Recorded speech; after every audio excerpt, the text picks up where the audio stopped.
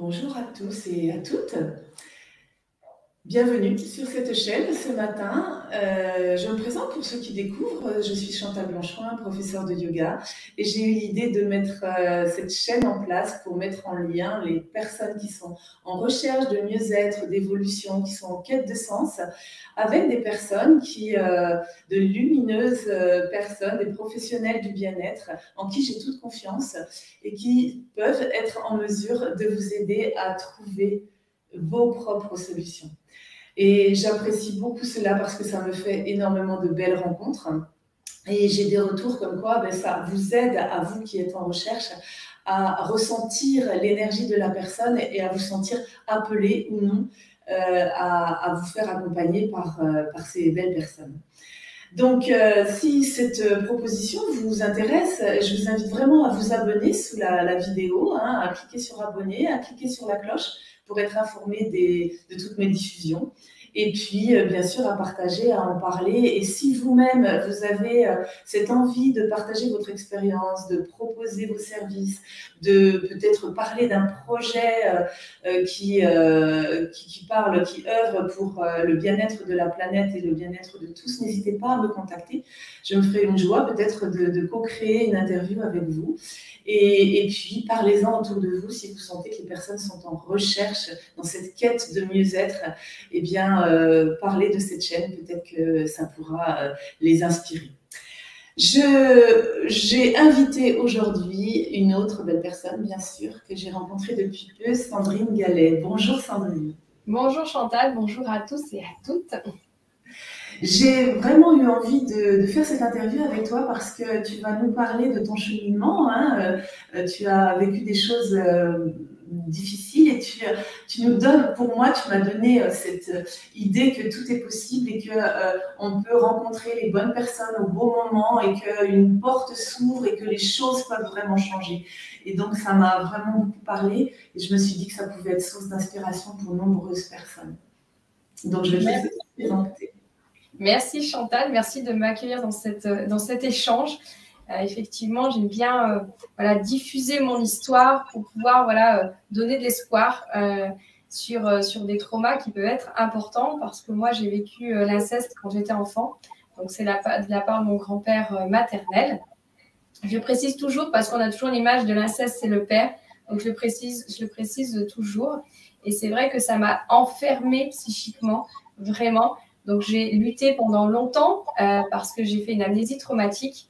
En fait, je voulais sortir de cette famille, je voulais être indépendante, je voulais travailler. Je travaillais déjà à 7 ans, je m'étais dit, je vais travailler à l'école pour me sortir de cette famille parce que je comprenais que je me sentais enfermée. Donc, voilà, je me suis mis à un objectif pour sortir de cet enfermement, mais en même temps, je me suis enfermée dans le travail, ça c'est sûr. Et puis, j'ai cheminé, puis je me suis dit, quand je serai adulte, je serai libre et je pourrai faire ce que je veux. Sauf que l'amnésie traumatique est venue, donc j'ai continué à cheminer par la volonté finalement. Et je me suis rendu compte que je n'arrivais pas à l'âge adulte à faire ce que je voulais. Oui, dans le travail, je cheminais, mais dans le côté personnel, c'était pas OK pour moi. Je me suis mariée d'ailleurs à 24 ans, j'ai divorcé à 25. Et quand c'était le moment d'avoir des enfants, je me suis dit, il y a quelque chose qui ne va pas en moi, je ne comprends pas. Et du coup, j'ai voulu prendre un chemin seul. Donc, j'ai navigué.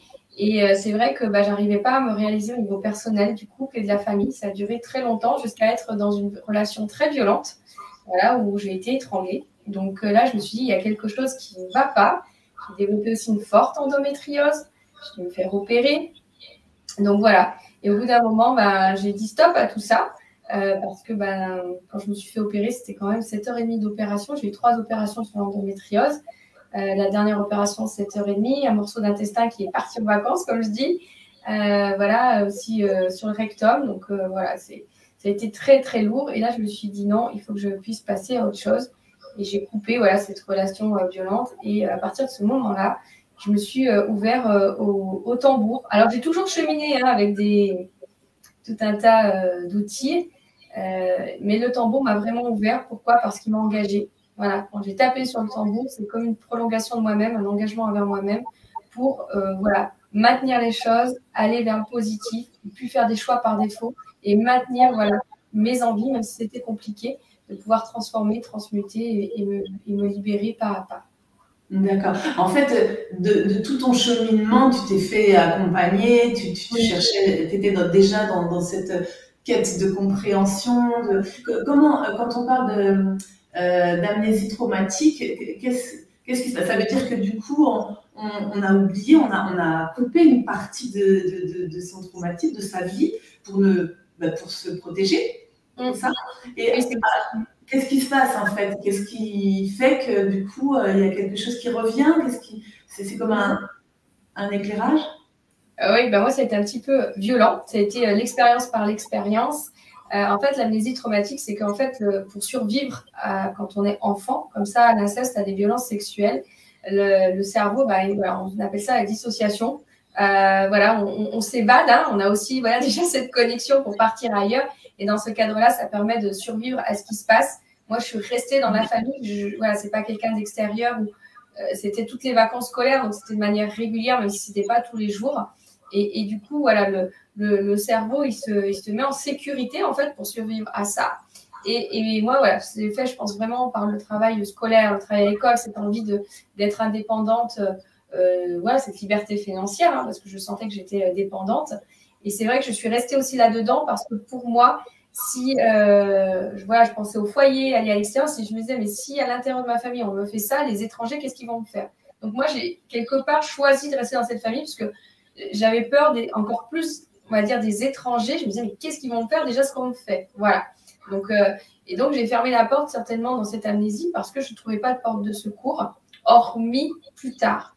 Et donc, voilà, le cerveau oublie, met ça dans une case.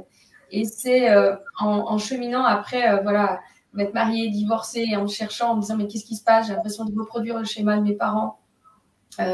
Voilà, et finalement, j'ai ouvert les portes. Alors, j'ai ouvert grandes les portes. Je me suis fait accompagner déjà à l'âge de 25 ans, hein, juste au moment du divorce. Mais voilà, j'ai eu un viol à l'âge de 27 ans. Voilà, de manière particulière, le mari d'une collègue de travail. Et ça s'est passé chez moi. J'ai trouvé ça vraiment, je me suis dit, mais comment c'est possible alors que voilà, je suis vigilante, je fais attention. Mais il a trouvé le moyen de rentrer chez moi. Voilà, pour l'aider, pour un truc technique, etc. Et là, il y a eu une implosion intérieure, et vraiment, ça a été très fort. Et je me suis fait prendre en charge par le centre médico-psychologique, le planning familial. Les peu de ressources, j'ai toujours trouvé des ressources. Voilà, là, c'était gratuit, j'ai pu me faire aider. Les groupes de parole, le MDR, j'ai fait tout ça. Et dans l'espace de MDR, en fait, est ressorti l'inceste.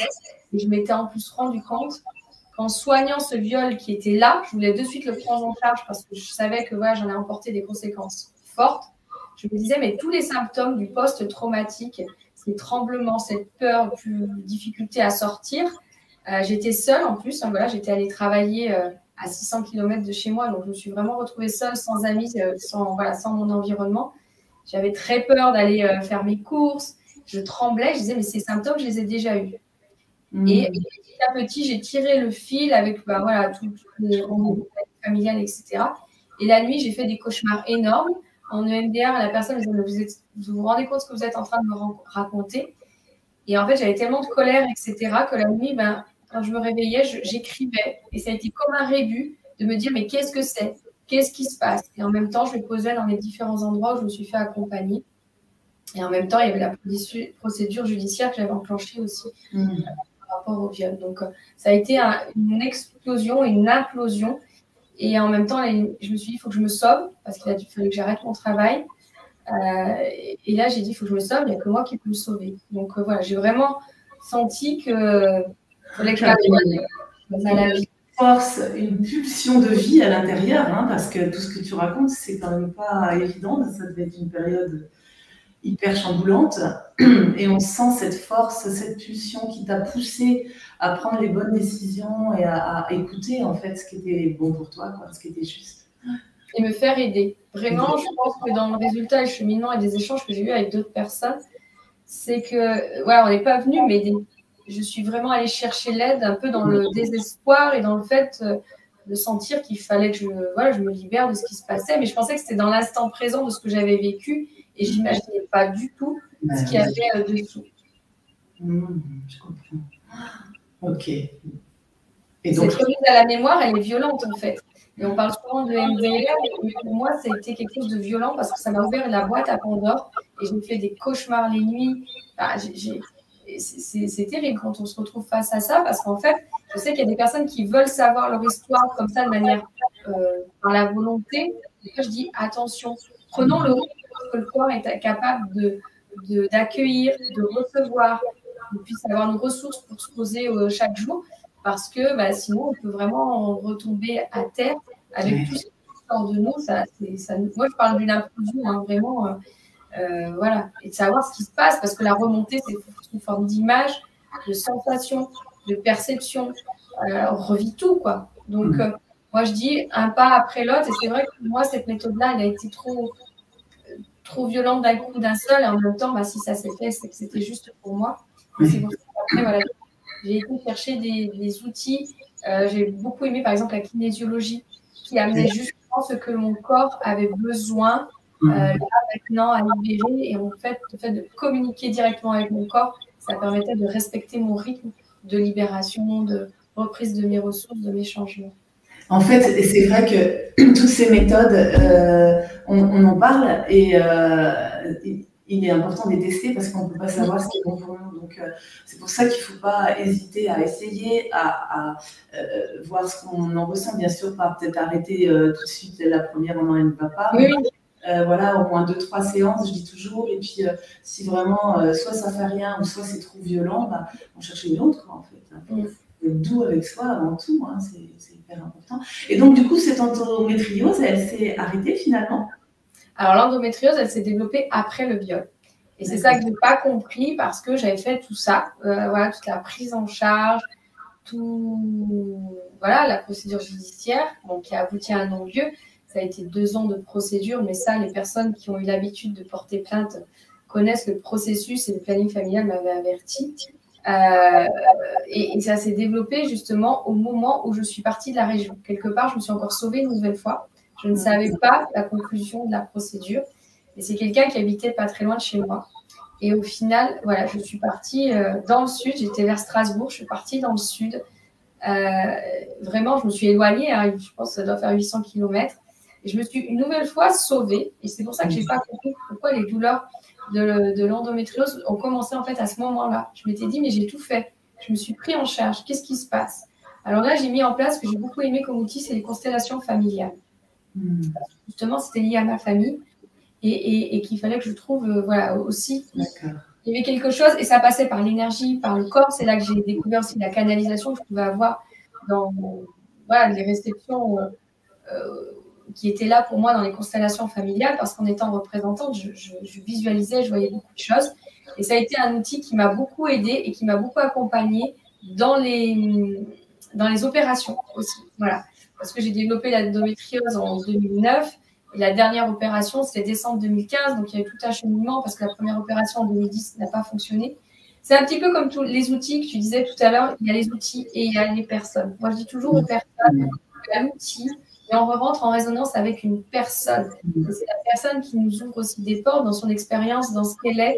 Et là, c'est pareil. Il y a l'outil et le thérapeute. Et là, il y avait aussi l'opération et le chirurgien. Voilà. Il a fallu du temps d'accepter parce que quand on m'a diagnostiqué, on m'a dit c'est urgent, il faut se faire opérer tout de suite. Et là, j'ai pas eu le choix.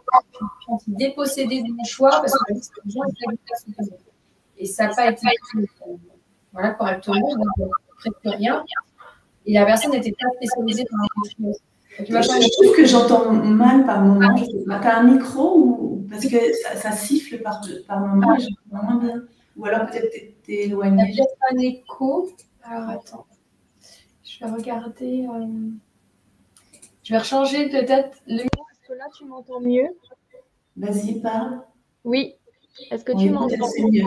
Moi j'entends un écho en fait. Peut-être de baisser le son. Oui, c'est vrai que c'est ça ce qui s'est passé l'autre jour avec une personne. Ouais. Elle a baissé le. Est-ce que là tu m'entends mieux? C'est peut-être mieux. Allons-y. Ouais, c'est peut-être ça. Attends, donc on est sur StreamYard, donc non, c'est. Oui, normalement. Mais c'est vrai que ça me fait de temps en temps ça et c'est très. C'est sur StreamYard que ça fait ça. Ah, ok. J'avais remarqué que ça le faisait. Là, j'ai l'impression que c'est mieux. Ouais, j'ai baissé un peu le micro, comme ça, peut-être que ça fera moins l'écho. Ouais. Je ne sais plus où j'en étais. Ah oui, l'opération. Et du coup, il m'a fallu du temps. Et là aussi, je me suis fait aider. Je suis allée vers l'association Endo-France pour aller m'orienter vers un praticien, un chirurgien qui était spécialisé dans l'endométriose. Et c'est ce que j'ai fait. Donc finalement, je me suis toujours fait aider par les intermédiaires, par des personnes qui savaient, qui pouvaient m'aider. Et là, j'ai pris la décision effectivement de voir. Bon, j'ai eu un autre parcours, j'ai vu plusieurs chirurgiens, mais quand j'ai senti que cette personne, je pouvais avoir confiance, quelque part, je donnais carte blanche, en fait. Carte blanche, finalement, il fallait faire 2 opérations, une exploratrice, une opération. Et donc, l'opération exploratrice, finalement, j'étais tellement... voilà, le sang, j'en avais partout. Moi, en fait, c'est le sang, pour ceux qui ne connaissent pas l'endométriose, c'est le sang des règles qui s'est collé, en fait, sur les intestins, qui fait des kystes. Alors, ce n'est pas cancéreux, comme on me l'a dit, mais en tout cas, ça crée des douleurs énormes pendant les règles. Et quand c'est sur les intestins, voilà, c'est quand on va à la selle, etc. Et c'est vraiment terrible. Donc, c'est la symbolique de l'évacuation, on est bien d'accord, etc. Mais voilà, dans la représentation physique, c'est vrai que c'est hyper douloureux. Et là aussi, on m'a dit que voilà, j'avais aussi cette capacité à survivre à la douleur. Mais quand on vient d'une enfance aussi lourde, on ne se rend plus compte. On n'a plus l'équilibre, le repère de la douleur, quoi, parce qu'il faut dépasser cette douleur, qu'elle soit physique, émotionnelle ou psychique. C'est ça le trauma de l'inceste aussi, des violences sexuelles. Donc voilà, et du moment où j'ai eu confiance en ce chirurgien, c'est un processus initiatique aussi, l'opération, voilà, les examens, là où on nous examine, les parties intimes, etc. C'est aussi relire une partie de l'histoire. Et je trouve que c'est hyper intéressant ce que tu dis par rapport à la confiance, parce que c'est déjà le début de la guérison quelque part. Parce que quand on n'a pas confiance, il y a quelque chose qui se bloque dans le corps et forcément, ça ne peut pas aider. Et je trouve, d'ailleurs, c'est l'idée de ma chaîne, c'est-à-dire de sentir la vibration de la personne. Déjà, c'est une première approche. C'est quand même plus vivant qu'un flyer. Et je trouve que c'est hyper important dans notre processus d'évolution, de guérison, etc. Je te remercie de le préciser parce que c'est pas si évident finalement. Hein. C'est des personnes qui n'ont pas conscience de ça. Donc c'est très important, effectivement. Et avoir confiance, c'est pas forcément évident quand on manque. Ah, ça refait peut-être un écho. Peut-être que si je le baisse trop, peut-être. Attends. Parce qu'après, est-ce qu'on m'entend bien aussi? Oui, on m'entend très bien. Mais c'est bon. Et d'avoir confiance, c'est pas évident quand on manque de repères et qu'on n'a pas pu faire confiance. Moi, c'est notamment mes parents quand même, parce que c'est ma mère qui m'envoyait entre guillemets en vacances chez mes grands-parents et j'étais seule et j'avais demandé à rentrer. Donc, il y a tout un mode de dysfonctionnement et que je n'ai pas vu non plus. Voilà, moi, c'est vraiment à 24 ans que c'est un livre, le harcèlement moral que j'avais lu, que j'avais pris au comité d'entreprise où je travaillais. Et j'ai compris le mode de fonctionnement par rapport à mon père, ce que j'avais vécu dans cette relation qui était finalement inexistante. Pas du tout. Bon, ça, j'en avais conscience. Et c'est bien plus tard dans mon cheminement aussi où je me suis fait aider. Et là, notamment au niveau, quand il y a eu le viol et que je suis allée au centre médico-psychologique avec la psychologue, que vraiment j'ai compris le rôle de ma mère dans tout ça, mais je n'en avais pas conscience. On appelle ça le syndrome de Stockholm. Et c'est vrai que quand on est enfant, on est en lien avec les personnes qui sont autour de nous, qui nous nourrissent, qui nous donnent le foyer. Donc, cette conscience qui était là par rapport à ma mère dans son déni, finalement, c'est ça, parce que c'est une histoire qui se reproduit dans la famille et qui simplement n'a pas été travaillée, quelque part libérée, c'est ça. Il m'a fallu beaucoup de temps, il m'a fallu ce temps-là pour comprendre. C'est vraiment, oui, je pense, 27, 28 ans, quand j'ai fait ce travail-là, que j'ai vraiment compris la conséquence de la relation à ma mère, ce que j'avais mis en place, ce qui s'était passé. Parce que pour moi, voilà, je ne le voyais pas avant. Non, il y a des choses qu'on ne peut pas voir et qu'on ne voit que quand c'est le moment, en fait. Voilà. C'est clair. Donc, et c'est à ce moment-là qu'il faut faire confiance, tu vois. Quand tu parles de confiance, quand on fait confiance à une personne qui, on voit qu'il y a quelque chose qui ne va pas, qui n'est pas comme les autres, etc. Mais moi, quand j'allais chez d'autres parents, d'autres enfants, ils disaient « Ah, c'était super chez d'autres parents », on ferme la porte. On me disait « C'est la première fois, tu n'y retourneras pas ». Donc, il y avait vraiment cet enfermement aussi de ne pas pouvoir m'ouvrir à cette bienveillance, cette confiance. Donc, moi, je faisais confiance, finalement, par obligation, par défaut, à des personnes qui me faisaient du mal. Et du coup, c'est compliqué après dans la vie d'adulte, même si on a une part de conscience et une grosse partie inconsciente. Et retrouver cette boussole de la bienveillance, du respect, ça a été… Voilà, je pense que même aujourd'hui, il faut encore que je fasse attention parce que j'aurais cette tendance-là, parce que je l'ai alimentée, je l'ai vécu, même si voilà, j'avais conscience qu'il y avait des choses qui n'allaient pas, mais je les minimisais. Voilà, aussi dans l'amnésie traumatique, ce qui se passe, c'est qu'on minimise tout ce qu'on a vécu pour arriver à un point d'équilibre et de survivre dans le milieu où l'on est. Et du coup, tu as rencontré le chamanisme. Oui, après en fait l'opération, après avoir coupé de cette relation, voilà, je suis repartie seule et j'ai eu envie, j'avais déjà expérimenté en 24-25 ans, j'avais déjà expérimenté, mais voilà, il y avait une sorte de prise de pouvoir, enfin voilà, je ne m'étais pas sentie super à l'aise, mais j'avais expérimenté, ça me donnait envie, j'avais été voir aussi, j'avais participé à un festival, mais il y avait un côté de chamanisme très exotique, voilà, et ça me faisait un peu peur en me disant, on sait que je m'embarque dans tout ça, voilà, dans le fait de s'habiller, dans le fait de, voilà, d'avoir, je sais pas comment dire, mais vraiment se mettre dans la peau, hein, c'est ça, les personnes portaient des peaux d'animaux, etc.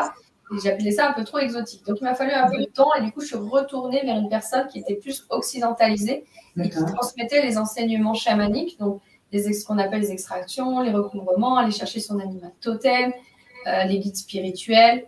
Donc, vraiment, toute cette part-là, donc je l'ai reçue et ça a été une révélation. En fait, quand je suis rentrée dans la yourte, ça se faisait dans une yourte, je me suis dit, j'ai l'impression de rentrer à la maison.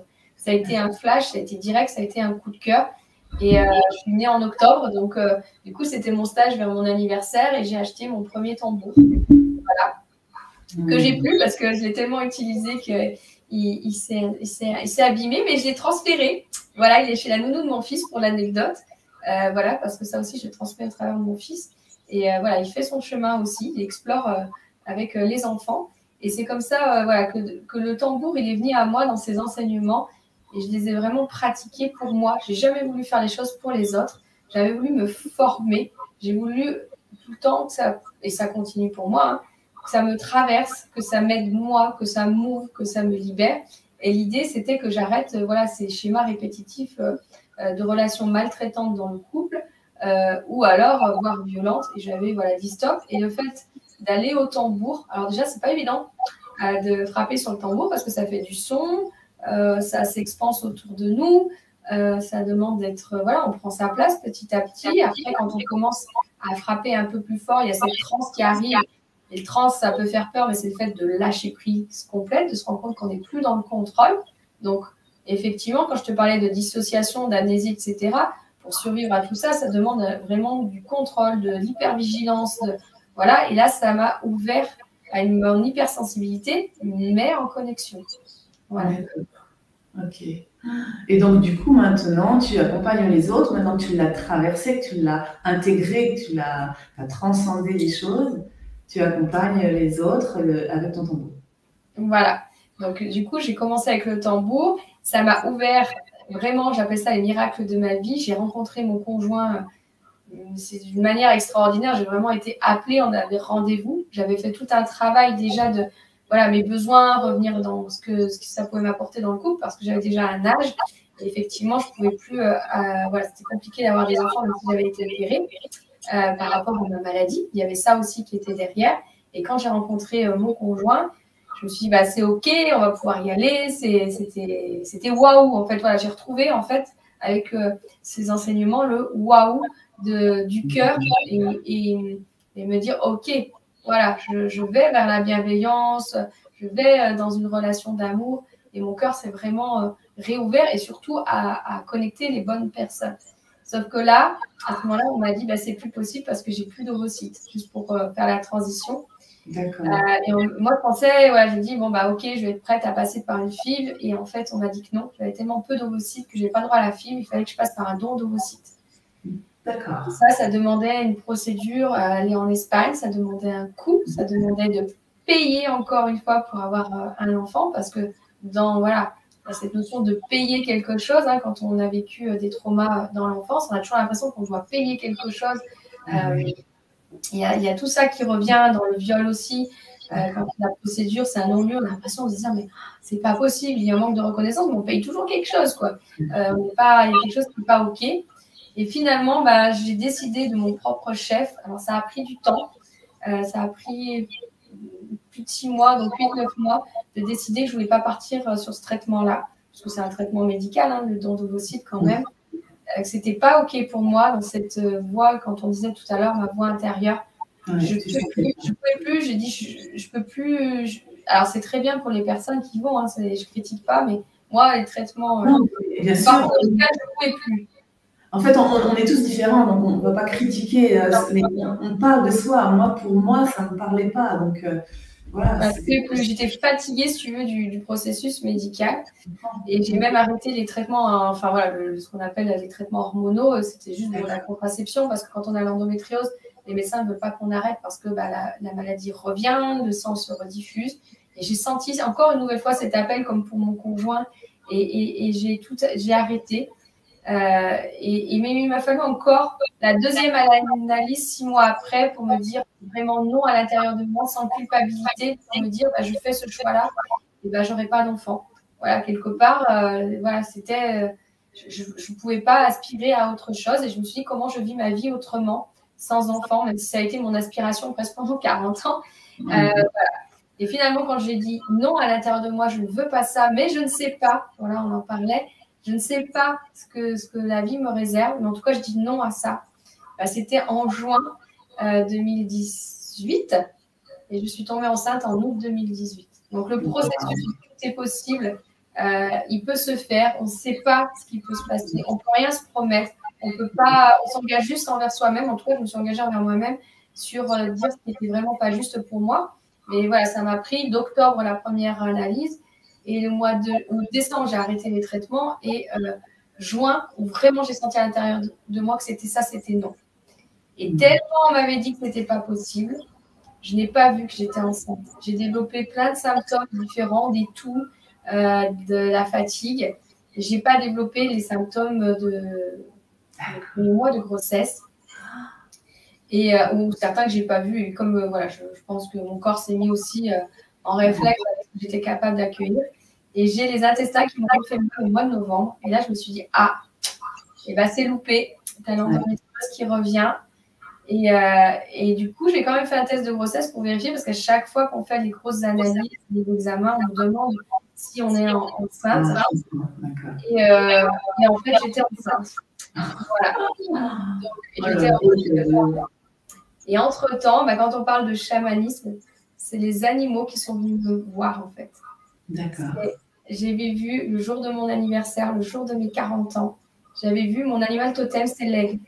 Dans tous mes voyages, je l'avais toujours vu seul, voyager seul. Le jour de mes 40 ans, j'ai pu faire un cercle de tambour, et j'ai été dans l'extase. J'avais vu mon aigle en famille, avec les oisillons, le nid et tout. J'avais imaginé cette sensation-là. C'était un beau cadeau, simplement symbolique. Et en fait, bah, un mois après, j'ai su que cette symbolique, cette métaphore qui était là, c'est une réalité qui était dans mon corps, mais que je n'avais pas conscience. Donc, voilà. J'avais vu aussi un renard qui était là, qui venait. J'ai vu 3 fois. Je l'ai vu en forêt avec mon chien. Après, je l'ai vu dans mon jardin. Je l'ai vu 3 fois. Je dis, il y a une opportunité qui est là. Je ne sais pas laquelle, je ne comprends pas. Mais en tout cas, ce renard est là pour me donner un message. Et voilà, de la même manière, ça a été des symboliques aussi qui m'ont amené à comprendre au-delà du symptôme. Et c'est comme ça que ma vie professionnelle a changé quand j'ai eu mon fils. Après, il est né naturellement aussi. Voilà, on m'avait dit, ça sera par césarienne, etc. Et finalement, il est né le jour J de manière naturelle et assez rapidement pour un premier enfant. Donc voilà, une fois que le processus il est ouvert, et pareil, je me suis fait accompagner pendant ma grossesse.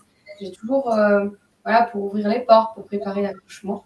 Et du moment où mon fils est né, bah, j'ai arrêté mon travail, j'étais fonctionnaire, j'étais dans la fonction publique, j'étais employée, puis là, je finissais à être directrice générale des services. Et voilà, je me suis dit là, stop, stop, je passe à autre chose, à justement cette envie de contribuer, de partager moi ce que j'ai vécu. Et je le fais au son du tambour. Pourquoi? Parce que ça crée une co-création entre les deux personnes.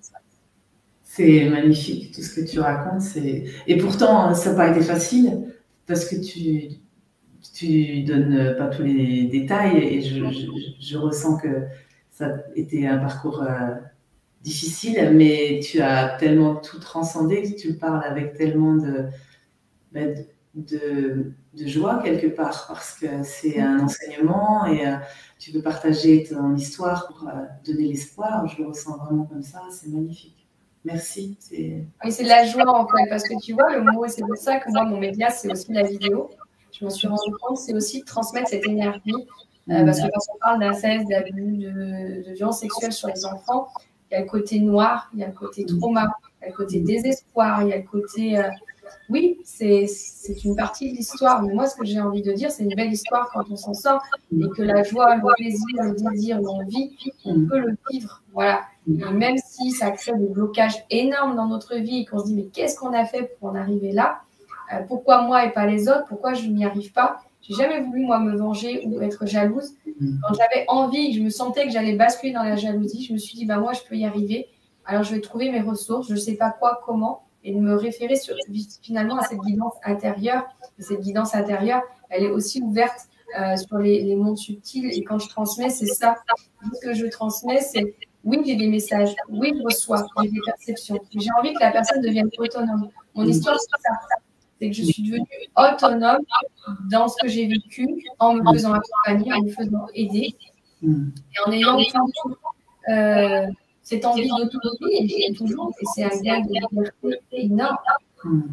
Le fait de pouvoir transmettre, que ce soit en vidéo, en présentiel, le tambour, la personne va cheminer aussi de son côté. Il n'y a pas que moi qui vais transmettre. Et c'est vraiment une co-création. Et le tambour, je l'enregistre, donc la personne peut réécouter, refaire le voyage. Et à partir du tambour, de ce que j'ai proposé dans l'accompagnement, j'ai continué mes ouvertures. Il y a le champ affectif qui s'est posé. Pareil, pas pour me former, mais pour m'explorer. Je me suis rendu compte en allant à ces ateliers que c'était une force de libération énorme, de prendre sa place, de se montrer.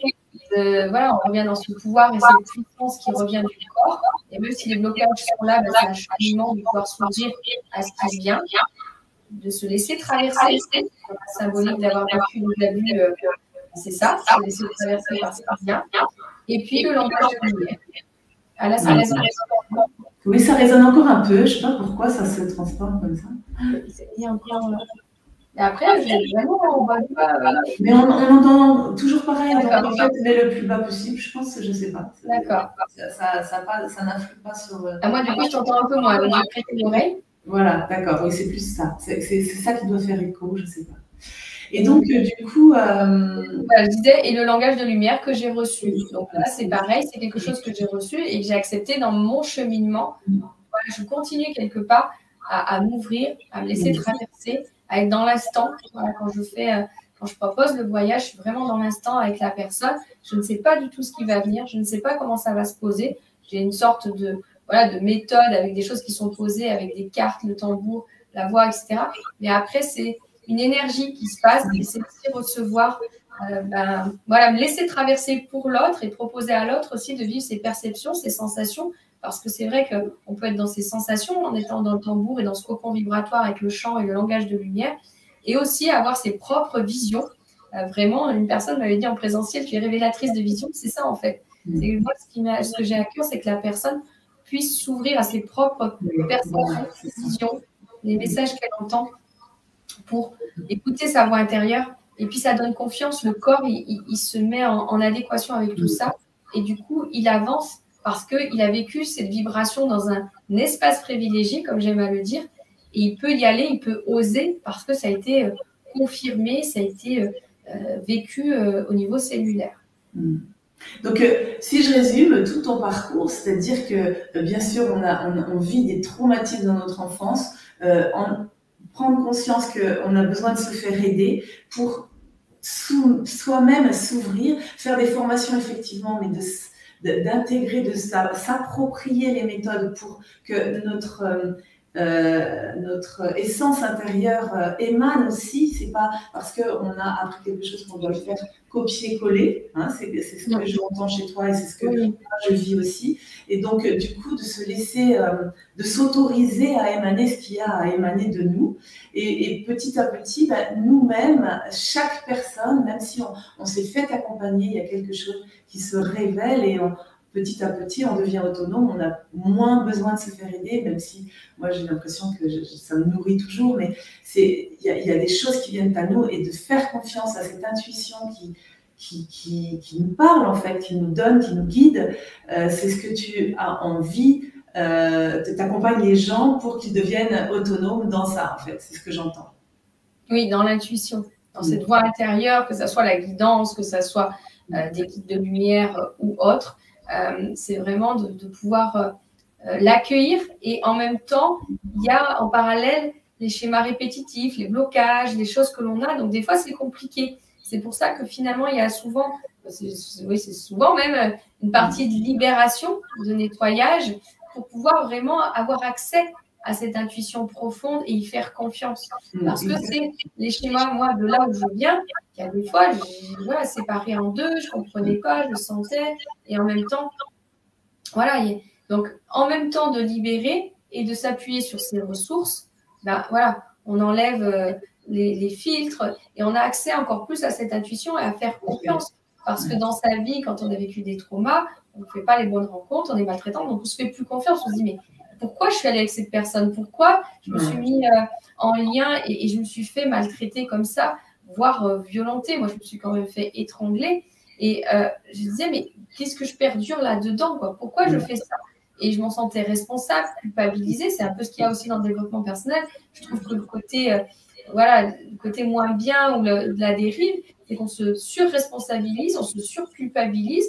Et à la fin, on a envie de s'en sortir tout seul. Mais en fait, c'est juste que l'autre va nous faire aussi un miroir de ce qui est là, va nous donner de la clarté sur ce qui peut être bien pour nous ou pas, et de pouvoir reprendre confiance sur ce que l'on ressent et d'être dans le cœur de ce qu'on a à vivre de manière positive et éveiller, en fait, c'est mettre de la conscience. Moi, c'est ce que je dis. J'aime autant faire de l'énergétique et de la conscience aussi. Reposer le mot dans le quotidien. Tout ce que je reçois, les messages, tout ce que je peux percevoir, ça me sert pour mon quotidien. Voilà, ça m'a servi pour vraiment être en couple avec ce qui me correspond, pouvoir avoir mon fils naturellement à côté possible. Parce que je suis encore dans mon activité, j'explore.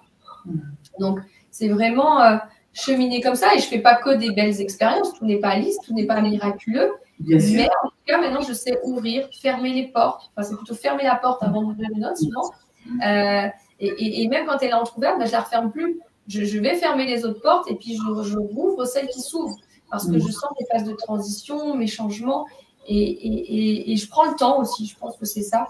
Je prends le temps de voir ce qui est juste pour moi et quand je sens que je n'y arrive plus toute seule, je me fais accompagner parce que je sens que je m'enlise dans quelque chose que j'ai mis en place depuis très longtemps et que j'ai du mal à y voir clair et à me libérer au niveau cellulaire corporel parce que dans les traumas, le corps, il avance tout seul. C'est l'inconscient qui nous guide. Et on se voit. Le pire, je pense, pour moi, maintenant, et même avant, c'est au moment où je me voyais faire. Alors, je me voyais faire, je me disais, c'est pas OK, mais je me vois faire. Il y a un instinct qui fait que j'ai mis en place. Et ça, c'est terrible parce que je me disais, mais je suis prise au piège. Donc là, de ramener, là, je sais que quand je me vois faire et que j'arrive pas, là, c'est là où je me fais aider parce que je n'ai pas de m'enliser, m'engluer ou faire des choses qui sont négatives pour moi. C'est ma porte pour que la personne m'aide à mettre la clé dans la serrure et m'y mettre aussi de la conscience et aussi que ses propres repères viennent se mettre avec les miens et rééquilibrer les choses, les repères que j'ai pas. Tout à fait. Ouais. C'est pour ça qu'on a toujours besoin d'aide parce qu'il arrive toujours un moment où on ne sait pas pourquoi ça bloque et plutôt que de laisser le mental nous culpabiliser, nous faire douter, etc., aller trouver la personne qui peut nous aider. Franchement, merci beaucoup. Moi, j'aimerais que tu expliques, donc du coup, les personnes qui sont attirées par ton énergie peuvent avoir des contacts avec toi à distance. Hein. On peut faire des soins à distance. Tu appelles ça comment? Des soins des voyages énergétiques. et des voyages de conscience, parce qu'il y a autant le cocon vibratoire, donc ça se passe sur Zoom. J'ai le tambour, le chant intuitif et le langage de lumière, donc ça c'est le cocon vibratoire. J'utilise les oracles pour l'entrée du voyage et la sortie du voyage pour voir ce qui s'est passé aussi. Tout est support. Et j'enregistre aussi les audios, comme ça aussi, dans l'autonomie. C'est que la personne, au-delà du voyage, de la séance, peut réécouter le voyage, aller expérimenter ce qui est là pour elle, revisiter, aller plus loin, parce que des fois, on est un peu dans la découverte quand on fait une séance. Et là, de pouvoir aller réexplorer, on gagne en autonomie. Des personnes réécoutent le voyage 6 mois après. J'ai eu ces retours-là pour aller rechercher l'énergie de l'intention. Donc là, c'est l'intention qu'on pose. Ça a des transitions de vie, les relations. Voilà, beaucoup de personnes qui viennent vers moi par rapport aux relations de couple dans la famille, les relations avec leurs enfants, parce que j'ai beaucoup travaillé aussi avec le tambour, avec mon fils. Voilà, j'ai ouvert des portes en moi dans le comportement de mon fils qui criait et hurlait beaucoup à la naissance. Donc, j'ai cheminé aussi avec lui, lui aussi elle a son tambour. Donc voilà, aller ouvrir des messages en soi, de se libérer, d'aller chercher ses ressources par rapport à la relation à ses enfants. Les maladies chroniques par rapport à l'endométriose. La maladie chronique est là, mais quel est le message? Qu'est-ce qu'elle nous demande de changer dans notre vie? Qu'est-ce qu'elle nous dit à nous, au-delà de l'alimentation, tout ce qu'on peut mettre en place avec les huiles, enfin tout ce qui existe, mais aller vraiment chercher le message qu'elle a à nous dire à nous et qu'est-ce qu'on doit changer, qu'est-ce qu'on doit mettre en place dans notre vie. Et puis au niveau professionnel aussi. Comme j'ai cette capacité à utiliser plusieurs choses et de les mettre en forme finalement, j'aide les personnes qui ont plusieurs outils à créer leur propre méthode à partir de ce qu'elles sont, de ce qu'elles vivent, de ce qu'elles ont comme outil, au lieu d'aller chercher encore une formation. Souvent, voilà, on me dit, je voulais faire des formations, je ne le sens pas trop.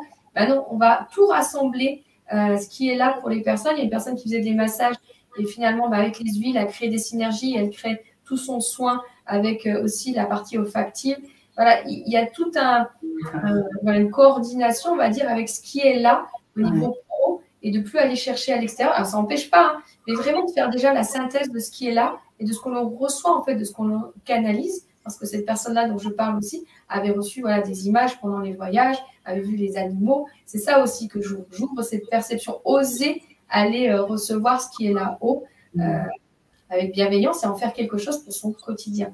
Vraiment, ça, c'est quelque chose qui est important pour moi. C'est pas simplement des temps de méditation, des temps de relaxation, pour pouvoir se faire du bien, c'est très bien.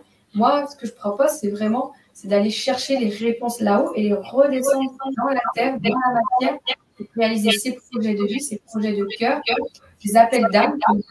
On se laisse appeler, et après, on a peur. C'est plus, parce que moi, l'enthousiasme, pendant 3-4 jours, on va faire.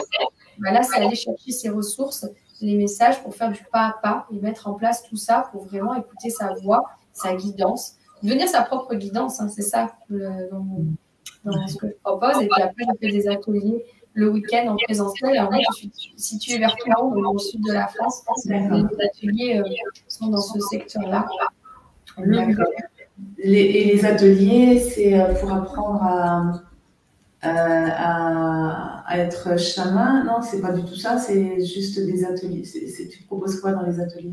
Alors moi, comme tu vois, je ne suis pas non plus moi, je suis médium ou chaman, même si c'est ce que je pratique au final et que je fais aussi du contact défunt. Ce que je propose, c'est faire l'expérience. Et en fonction que les personnes aillent chercher aussi leurs propres ressources pour faire les choses. Donc j'ai fait les ateliers, par exemple, je fais un atelier passeur d'âme. Je n'avais pas prévu de le faire. Mais il y a une personne dans ses voyages, ça s'est révélé à elle. Ça fait plusieurs fois qu'elle fait les ateliers. On l'a posé. Je ne vais pas lui faire une formation de passeur d'âme, je vais lui faire une initiation. C'est elle qui va recevoir sa manière, sa propre manière pour faire le passage d'âme. Et parce qu'elle est appelée à ça.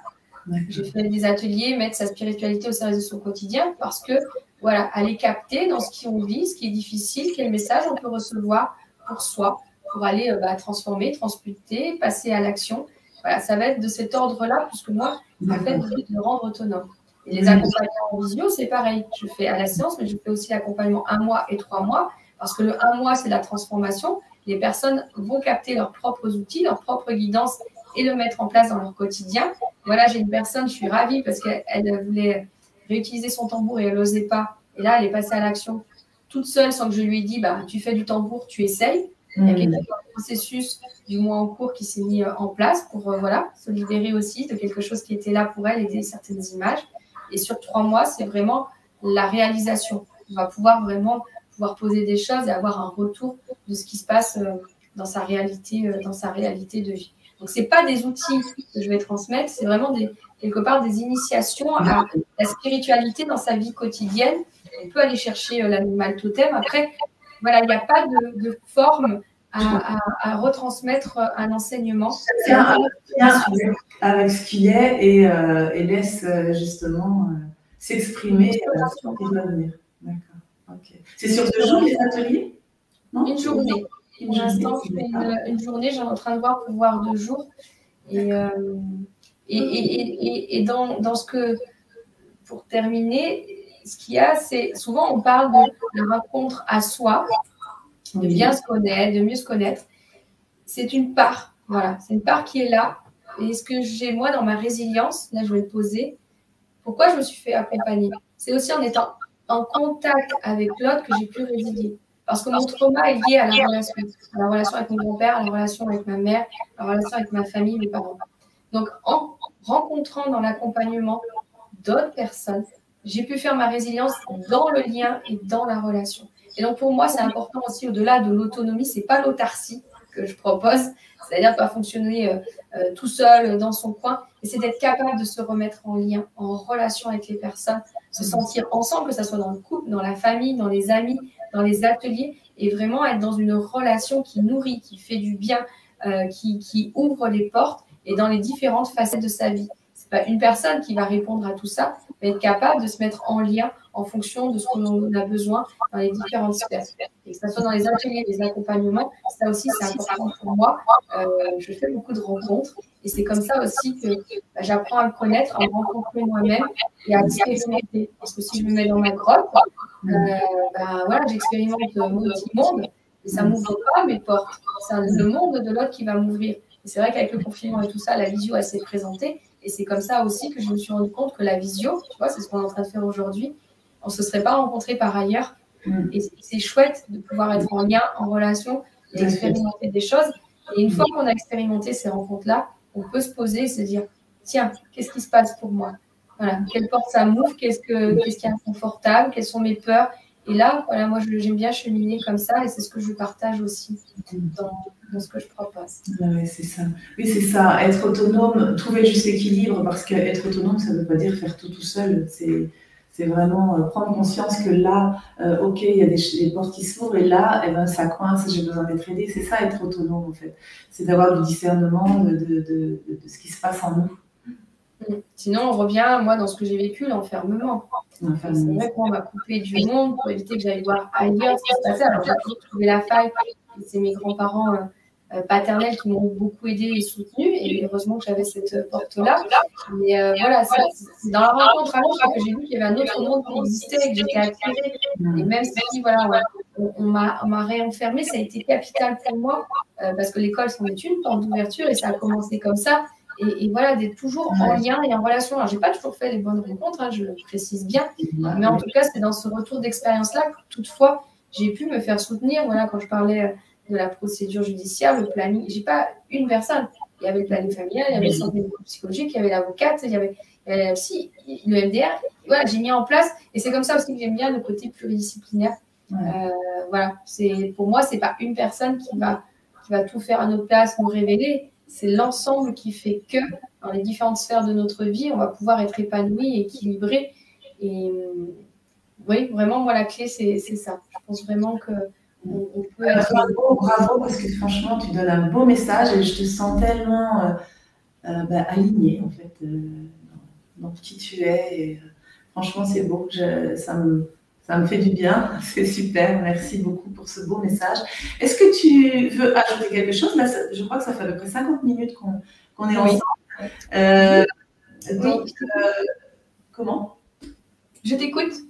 Oui, je dis, est-ce que tu as quelque chose à ajouter pour conclure? Est-ce que tu as envie de justement tirer une carte? Voilà, ok, vas-y. Oui. Comme je vous ai transmis cette dernière partie de la clé en moi de la rencontre et de l'échange. Ça s'est arrêté. Voilà, j'ai un oracle, voilà. Et alors, il s'appelle cœur cristal. Il est fait par une amie à partir des peintures qu'elle fait. Elle a pris des photos de ses peintures, de ses œuvres, et elle en a fait un oracle. Et c'est vrai qu'il est beau et il est puissant. Et du coup, dans l'énergie qui est là, dans cette interview, de ce qui est là pour vous, de ce que vous avez ressenti au travers de cet échange-là, parce que voilà, au bout de 50 minutes, je pense que vous avez vécu des émotions, des sensations, de voir ce qui s'ouvre pour vous. Et avec la carte, donc c'est personnalisé, du coup, chacun et chacune peut être dans son ressenti. Et on va voir ce qui se pose au niveau de l'oracle. Ah, ben voilà, on sort toute seule. On est dans alors, voilà, on est dans une chose particulière, le Christ cosmique. Alors, voilà, j'aurais pu dire, on est dans le religieux. Moi, j'ai jamais été dans le religieux, mais par contre, dans ces énergies universelles, et je pense que c'est vraiment le message, en même temps, le message de la résurrection, et comme tu disais tout à l'heure, on peut revenir, je pense que c'est vraiment ça. Dans les pires traumas que j'ai vécus, je me suis connectée là-haut. Je n'ai jamais voulu me venger. Moi, je rêvais du petit personnage qui montait sur son Erico magique. Et il montait, et effectivement, il se connectait à la partie cosmique. Et je pense que le message, c'est ça, quand on vit des choses vraiment difficiles dans la matière, dans le quotidien, c'est pouvoir se connecter à cette partie cosmique, à cette partie divine, et faire finalement, voilà, la croix, c'est la partie céleste qui est là, le canal, mais c'est aussi la partie horizontale et pouvoir le vivre dans la matière. Voilà, la croix, c'est cette symbolique-là avec cette ouverture pour moi qui est là. L'ouverture, c'est pouvoir justement s'en remettre à plus grand que soi quand c'est trop difficile. Et ça permet vraiment de lâcher ce qui est vraiment difficile, que ce soit l'argent, la maladie, des choses vraiment, moi je parle de trauma là, qui me vient. Et quand on sait vraiment plus quoi faire, voilà, on a le nœud et qu'on sent, même tout seul ou en tant qu'humain, on ne sait plus quoi faire, bah, s'en remettre voilà, cette partie comme cette partie cosmique, cette partie divine, et ça permet de relâcher le corps, de savoir qu'on peut être aidé au-delà de soi, dans l'instant, et d'ouvrir des portes et que les idées, les messages, les rencontres viennent. On se dit, bah tiens, je peux peut-être appeler telle personne, je vais peut-être regarder sur Internet, il y a peut-être quelque chose qui va me parler. Et de revenir dans cette partie horizontale et de le remettre dans la matière.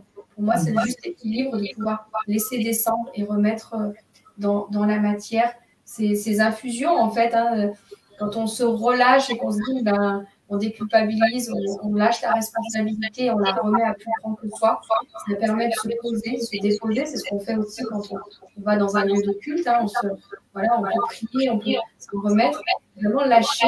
Et puis, finalement, il y a des petits messages comme ça qui vont venir, des synchronicités qui vont être là. Et on va pouvoir reposer tout dans la matière. Ce que je suis en train de dire, c'est pas simplement s'en remettre et dire, ben, voilà, je vais attendre que ça se passe parce que ça ne fonctionne pas. Il y a besoin d'être en action. C'est juste de se laisser déposer, se laisser infuser pour avoir des nouvelles ouvertures, hein, des choses auxquelles on n'aurait pas pensé. Moi, ça m'arrive encore où je me dis, bah là, c'est coincé, il y a quelque chose qui se ferme, bah, je ne vois pas. Bah, je dis, OK, je laisse. Et puis, 2 ou 3 jours, même des fois, c'est encore plus rapide, je vais avoir une idée. Je me dis, mais comment je n'ai pas eu cette idée-là avant? Je ne sais pas si ça vous est arrivé. Mais ce lâcher-prise dont on parle tant, moi, c'est plutôt ça. C'est à un moment donné, voilà, s'en remettre à plus grand que soi et on verra bien. Et tout à coup, il y a quelque chose qui vient, une idée, une rencontre, quelque chose qu'on voit, on a envie d'appeler quelqu'un. Et ça s'est fait, ça se fait, je le fais encore dans ma vie quotidienne de manière régulière. Et ça me permet de lâcher, en fait. Ouais, lâcher le contrôle et laisser... Voilà, on verra ce qui retourne. L'important, c'est de voir justement ce qui vient, parce que ces idées, ces petites images, ces petites rencontres, si on n'y prend pas garde, eh ben on passe à côté, hein, parce que c'est si on est dans le contrôle et qu'on est... Voilà. Et ça permet justement dans cette symbolique de se dire, bah voilà, je me laisse traverser, déjà ça apaise, ça déresponsabilise, ça disculpabilise pendant un temps, parce qu'à un moment donné, quand on ne trouve pas et qu'on n'a plus d'idées, qu'on n'a plus de solutions dans nos propres modèles, nos propres repères, c'est ça en fait, parce qu'on fait des transitions de vie, on n'a pas idée de ce qui pourrait se faire, et c'est pouvoir se laisser déposer. Puis après, moi ça s'est passé, là je vais certainement passer en instruction en famille avec mon fils, mais je n'imaginais même pas, je ne savais même pas que c'était possible pour moi. Et à un moment donné, quand j'ai eu une colère de dire il y a quelque chose d'autre, mais je ne sais pas ce que c'est, j'ai fait ça. j'ai lâché. Voilà, c'est ça. Et peu de temps après, je crois que c'est même dans la journée, j'ai eu l'idée d'appeler quelqu'un et qui a mis la clé dans la serrure et qui m'a dit voilà, je pensais que j'allais rester seule avec mon fils, enfin voilà, et que moi j'ai besoin de rencontres. Et en fait, je me suis aperçue en dialoguant avec cette personne-là qu'il y avait beaucoup de groupes, il y avait beaucoup de sorties, que c'était juste une autre organisation. Et voilà, on a même commencé avant de le faire dans ces échanges et ces rencontres. Et je l'ai posé dans la matière. C'est en contactant cette personne, quand j'ai lâché prise en disant mais je ne sais pas comment faire. Et au-delà, je ne sais pas comment faire, j'avais mes croyances, j'avais mes façons, ma vision par rapport à cette instruction en famille qui était enfermante. Et moi, je cherche à m'ouvrir. Et en fait, voilà, j'ai eu, je crois que c'est même le jour même que je l'ai contactée et ça a été clac. Parce qu'elle m'a donné de nouveaux repères, elle m'a donné une autre façon de voir ce que c'était que l'instruction en famille. Et hop, ça s'est ouvert. Voilà, c'est qui m'a contacté. C'est le cas que je suivais sur Facebook. Mais bien sûr. Mais c'est bien à nous, des fois, c'est à nous deux. Il n'y a pas de forme, quoi. C'est pour ça que c'est toujours subtil. Et je pense que c'est pas nécessaire forcément de faire de la méditation et tout ça, parce qu'il y a des gens qui se disent ah oui, il faut que je me pose. Des fois, ça fait pire. Donc, chacun doit connaître son mode d'emploi. Et peut-être que pour vous, ça sera aller marcher, ça sera. Et c'est ça. Etc. Donc, c'est juste, comme tu dis, de déposer les choses et puis de rester vigilant. C'est pour ça qu'on dit d'être dans l'instant présent, vigilant à tout ce qui peut venir à nous, parce que ça peut être sous toutes les formes. Une lecture, une vidéo, une personne qui vient te dire un truc qui te heurte ou qui te fait réagir, etc. De toute façon, comme tu dis, c'est pas à attendre que ça vienne, c'est à être en action et à être dans l'instant présent. C'est ça, en fait, j'ai compris que l'instant présent, c'était être ouvert à tous les possibles, à tout ce qui vient à nous. On est d'accord ? Oui. Et comme tu dis, c'est vrai que moi non plus, je sais pas, quand je dis la pratique, les outils, chacun a ses outils, mais ça peut devenir culpabilisant si on les pratique pas tous les jours. Ou voilà. Et moi, je dis, on a nos propres outils. Moi, aller marcher, aller promener mon chien, faire des activités avec mon fils, ça me débranche. Ça m'amène à autre chose. Et c'est comme ça qu'après, il y a quelque chose. Ça permet de s'ouvrir aussi à d'autres choses, mais c'est pas forcément de la pratique spirituelle. Ça peut aller être faire la vaisselle, faire un gâteau, remettre les mains dans la matière, vraiment, les pieds dans la terre, en faisant des choses du quotidien. On le perd beaucoup dans la spiritualité, mais c'est important parce que moi, je le vois, hein, si je suis trop dans l'énergétique, la conscience, à un moment donné, j'ai vraiment besoin de refaire, mettre les mains dans la matière, ça devient vital. C'est comme ça qu'on repose les choses. Ouais, parce que du coup, tu vois, les rituels, etc., pour certaines personnes, c'est indispensable, c'est ce qui les nourrit, c'est ce qui les porte, c'est ce qui leur permet d'être dans ce qu'ils sont. Pour d'autres personnes, ça les enferme, et quand ils ne sont pas là-dedans, ça les culpabilise, ça les rend dans le doute, etc. Moi, j'ai vécu ça à un moment donné, j'avais besoin, et puis maintenant, j'en ai plus besoin. Et donc, du coup, des fois, je me dis, oui, mais je suis plus comme avant. Mais non, c'est que ça évolue, donc observez vos besoins et surtout chérissez-vous, parce que vous avez raison, en fait, vous avez vos raisons, et écoutez ça. En fait. C'est vraiment ça. Et le rituel, ça sécurise. Et c'est vrai que moi aussi, je l'ai beaucoup utilisé dans des périodes de ma vie où c'était compliqué. Et après, en fait, on va piocher. C'est un peu comme quand on apprend à conduire, qu'on apprend quelque chose. On fait vraiment attention, on fait tout ce qu'il faut faire, on se prépare. Puis après, on a intégré. Donc, on va aller piocher ce qui est là. On va mieux connaître aussi de ce que l'on a besoin. Comme je disais, à un moment donné, on va revenir à la cuisine, revenir à des choses du quotidien. Ça se connecte aussi avec mon intérieur, de ce que j'ai besoin. Quand on lave, on se lave aussi à l'intérieur de soi. On passe la serpillière, on nettoie ses fondations. On fait du rangement, on fait du ménage, et on a conscience de soi. Tout peut se transformer en spiritualité. Finalement, tu as raison de dire que quand on fait le ménage, de penser qu'on fait le ménage à l'intérieur de soi et dans l'univers, ça peut tout changer, en fait, c'est vrai. C'est des toutes petites choses comme ça, mais de ne pas forcément se dire j'ai une vie spirituelle, c'est que je médite, de classer les choses, mais de vivre cette spiritualité. Et c'est un apprentissage. Et expérimenter, observer ce qui vous parle, ce qui vous convient. Il n'y a pas une personne pareille. Et moi, j'ai vraiment envie de passer ce message. Ça me parle ce que tu dis, parce que c'est vraiment ça. On est parfois trop, on rentre dans quelque chose qui est trop enfermant aussi dans le monde spirituel. Et c'est pas forcément ça qui est la bonne chose. Oui, on peut se réenfermer tout seul dans des obligations et culpabiliser. Et finalement, on se met du stress. Voilà, je l'ai vécu aussi. C'est vrai que moi, des fois, on me dit tu devrais faire ci, tu devrais faire ça. Mais si ça ne nous correspond pas, c'est pas la peine parce qu'on va forcer, on va rajouter des choses dans son quotidien, on va se surcharger. Alors qu'on a peut-être simplement besoin de se promener, de se balader, d'aller prendre le soleil, de penser à rien, de se poser. Ou alors discuter avec un ami qui n'est pas spirituel, mais on va rigoler, il y a besoin de ça aussi, remettre du tout on a expérimenté pour savoir qu'est-ce qui nous convient, quoi, en fait, et pour connaître son mode d'emploi. Et à un moment donné, ça peut nous convenir, et puis à un autre moment, ça peut ne plus nous convenir. Donc c'est juste, voilà, tout est à expérimenter. Merci Sandrine. Est-ce que tu as un mot? Merci Chantal. C'est ça pour moi. Je vous ai transmis, je pense, beaucoup aujourd'hui. Je me suis beaucoup dévoilée sur mon histoire et sur mon parcours. Et pour terminer, c'est ce que je vous disais. Il y a l'outil, il y a la personne. Donc, sentez aussi la vibration de la personne. Donc, merci Chantal de faire ces échanges-là parce que ça permet justement de capter, si ça match, s'il y a l'affinité pour cheminer ensemble sur un bout d'histoire, tout simplement. Voilà, donc merci à toi de faire ces réalisations et de les diffuser. Je pense que moi, en tout cas, c'est un média, c'est un outil qui me parle beaucoup et je fonctionne comme ça aussi. Oui, tu as une chaîne YouTube. D'ailleurs, je vais mettre tous les liens sous la vidéo, comme à mon habitude. Et comme ça, si vous avez envie d'explorer, de contacter Sandrine, vous aurez tous les moyens pour la découvrir encore plus parce que tu as une chaîne YouTube aussi et c'est très intéressant. Merci beaucoup. Merci Chantal, belle journée à toi. Et à bientôt. Voilà, moi j'ai adoré cet entretien. Il y a beaucoup d'émotions parce que du coup, je sens que tout ce qu'elle dit, c'est ce que je vis, toutes ces prises de conscience, en fait, on les a tous à un moment donné. Et effectivement, quand ça bloque, on a besoin de se faire aider. Et ça, c'est vraiment ce que je vous dis à chaque fois. Et c'est très libérateur de pouvoir avoir quelqu'un qui fait l'effet miroir et qui...